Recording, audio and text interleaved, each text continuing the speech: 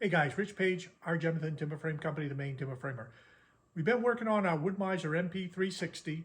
We've run a bunch of boards through it, and what I noticed was I'm getting a lot of buildup on the chip breakers in some of the heads and not getting buildup on the opposite sides of the cutter heads.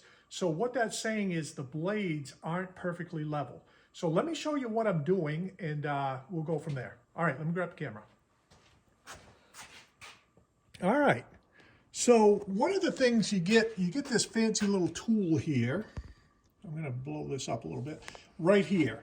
And what you do is use this to set the depth of your blades. But because it has this form, see the form on this thing, you got to say, okay, where am I going to actually line this up? So what I've done is you'll see a scribe line in that I put in there with a chisel beside the black mark.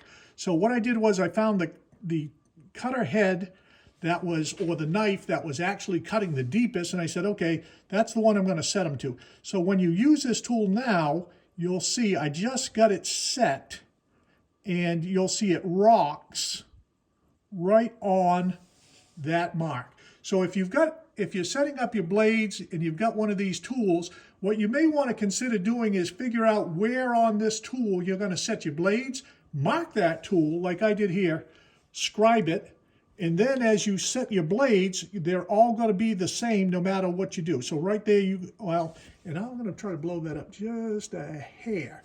So you can see that as I move this, I'll grab this and then adjust the camera. All right, when I move this, it catches right at the spot of that mark. So give it some thought. If you've got a planer, you're setting up the blades, what you want to do is be checking for the buildup. So you'll see buildup down in here on this blade.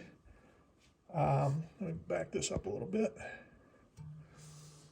It's kind of hard to see, but you'll see the buildup. And what that more buildup on one blade than another is telling you that one blade is cutting more than the other, so the height or the stick out of the blade isn't the same. So if you got this tool, consider making this mark on your tool, and as you bring it up, you'll find that when you make your adjustment with your Allen wrench, that you just keep bringing it up until it touches off on that edge. When you're going back and forth like this, you'll see it just hangs up on that spot. You got to keep this tool perpendicular.